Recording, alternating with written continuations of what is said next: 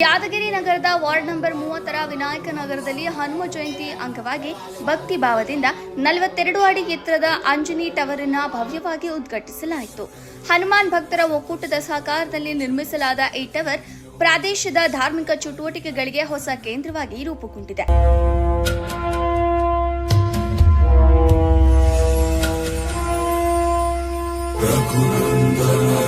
रघुनंदन रघुवर seven Raghupati Shayan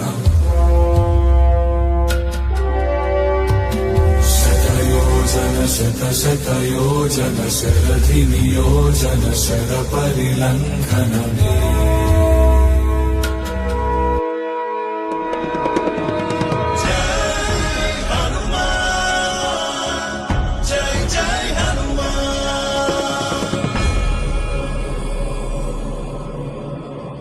ಉದ್ಘಾಟನಾ ಸಮಾರಂಭವು ವೇದಘೋಷ, ಮಂತ್ರೋಚ್ಚಾರಣೆ ಹಾಗೂ ವಿಶೇಷ ಪೂಜಾ ವಿಧಿವಿಧಾನದೊಂದಿಗೆ ನಡೆಯಿತು.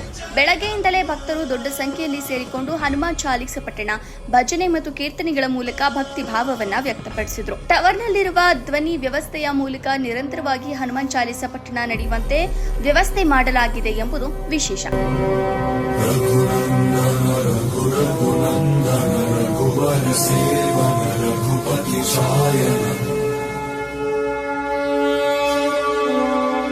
शतयोजन शतशतयोजन शरधि नियोजन शर परिलंघन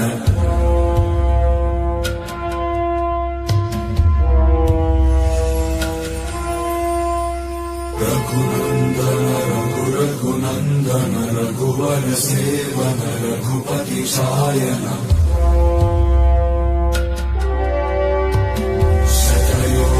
शतशतयोजन शरधि नियोजन शर परिलंघन. ಈ ಸಂದರ್ಭದಲ್ಲಿ ಸ್ಥಳೀಯ ಮುಖಂಡರು, ಸಮಾಜ ಸೇವಕರು, ಯುವಕರು ಮತ್ತು ಮಹಿಳೆಯರು ಹೆಚ್ಚಿನ ಸಂಖ್ಯೆಯಲ್ಲಿ ಪಾಲ್ಗೊಂಡಿದ್ದರು.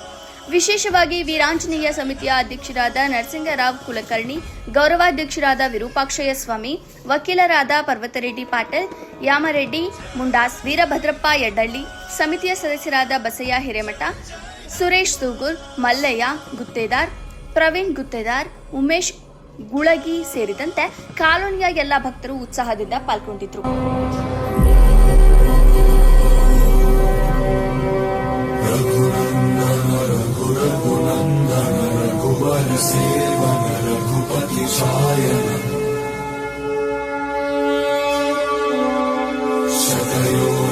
शतशतयोजन शरधि नियोजन शर परिलंघन